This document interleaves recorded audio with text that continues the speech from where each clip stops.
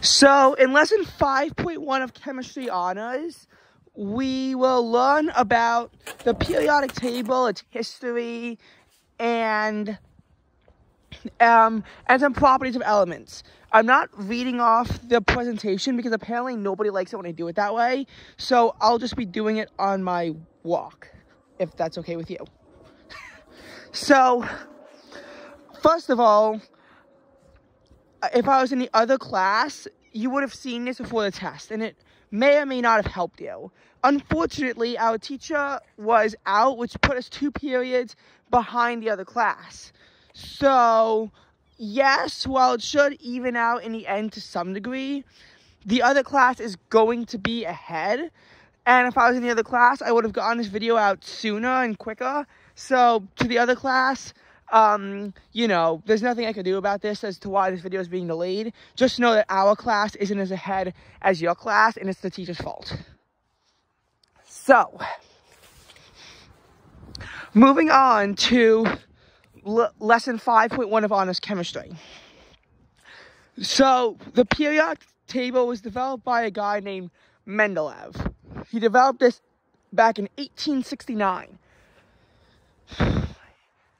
He set up a bunch of rows and columns and believed that the atomic mass would determine properties, that he could predict properties of something by using atomic mass. Now, here's the thing.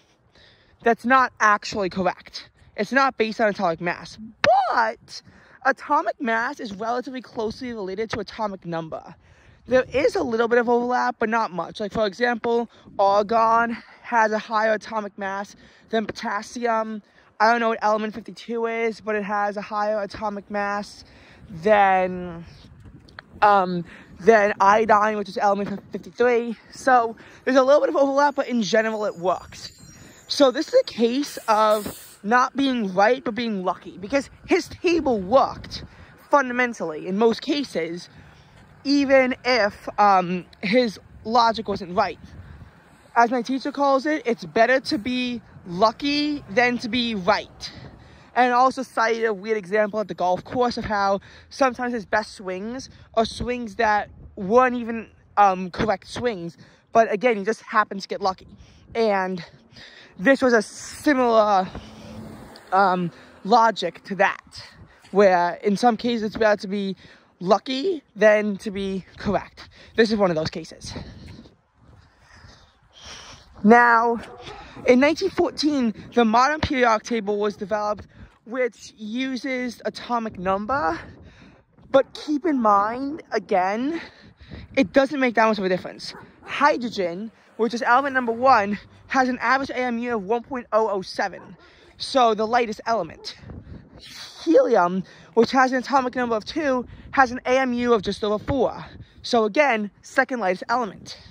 There's not a lot of overlap, so as such, it's not that big of a deal, and it didn't totally destroy his table.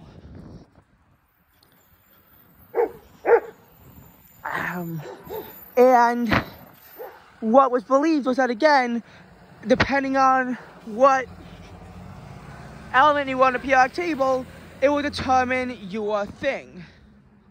Well, let's go, only 5 days till Christmas. Anyway, so as far as that goes, now if anyone ever asks you what is a periodic table based off of, you say atomic number, because that's what everyone wanted to know.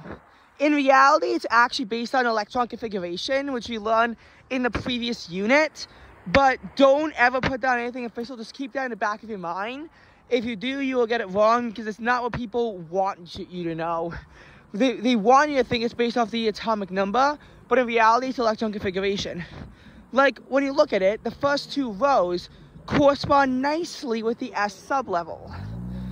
The last 6 rows correspond nicely with the P sublevels, because that's the way they fill. The middle block from rows 3 to 12, that has 10 spots, and it nicely fills up the D sublevel. And then when you get to the Langres sites and the Acton sites, or whatever they are, that is known as the F sublevel.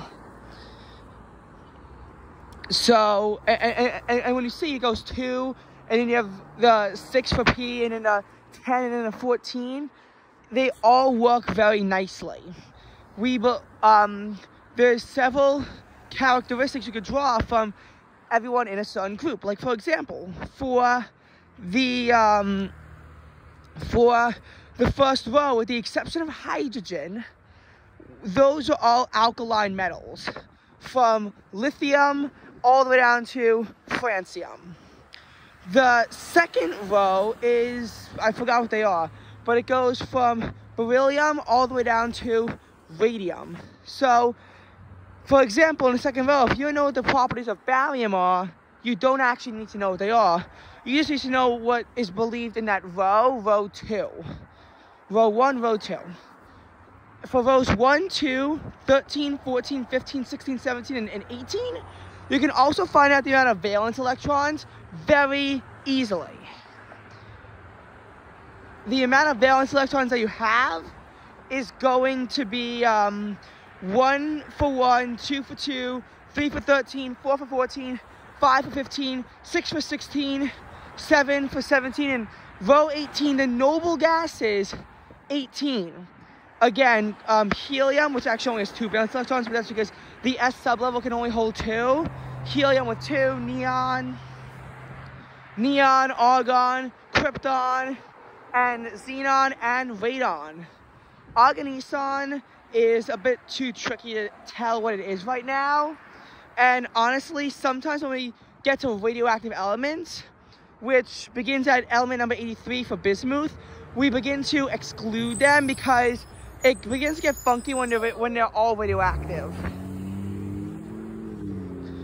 So, just keep that in the back of your mind too.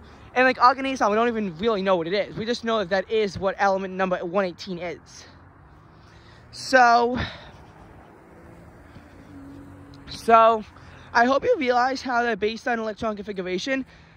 Now, here's why it only works for 1, 2, and 13 to 18. Because 1 and 2, you have the S sublevel being filled.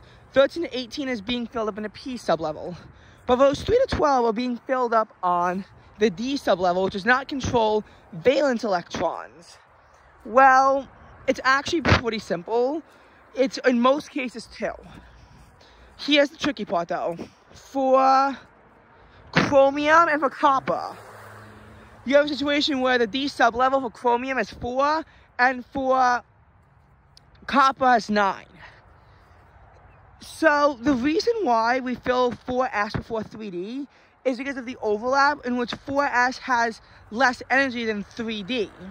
But the D sublevels have a lot less energy going on when they the D sublevels have a lot less going on when they are half filled or fully filled.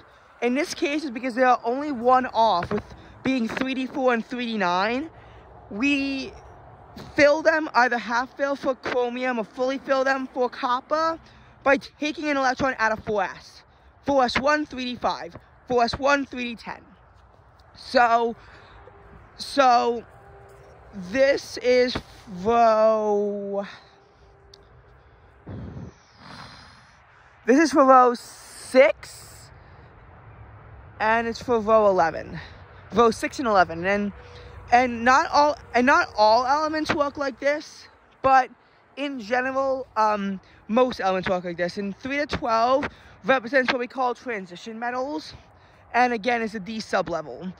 The thing about poor metals that I'm less sure of, that we didn't really go over yet, but poor metals are usually the ones that are close to the metal and non-metal / metalloid line.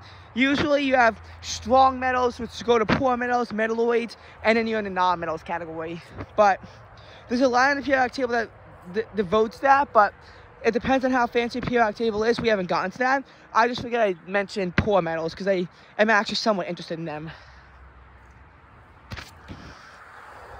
And as far as the F sublevel goes, there's actually a reason why we demote them down. So it's only 7 rows of the periodic table, but once you get to row 6, you begin to have F sublevels. But the thing is, they all have the same Bohr configuration, which is why we put them down. it wouldn't mess with the vote number. So all of the F sublevel elements, all of the lanthanides and actinides, or if that's wrong, just anything between 57 and 71 inclusive and 89 to 103 inclusive, they're all considered to be Rho 3 elements. All of them are considered to be Rho 3, and that's why we put them there, which would, again, affect the Bohr configuration.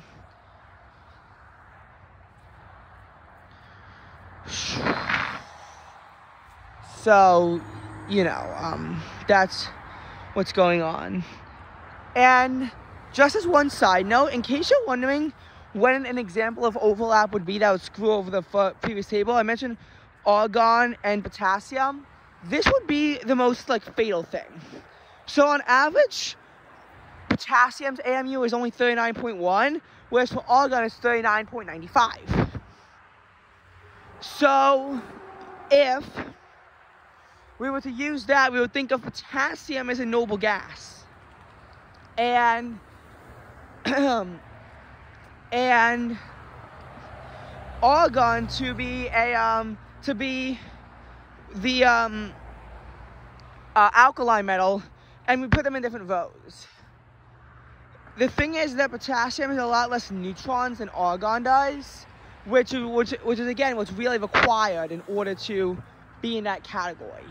So anyway, I hope that you enjoyed my video on the periodic table. Hopefully that chem test was easier than I thought. It certainly wasn't hard, but it was definitely suspicious, and the way some of the answers are, I'm currently a little bit worried for my grade. But I hope that you enjoyed this video and that you took something out of this video, even if in the end I did not, and my blabbering isn't actually helping me grow in any way.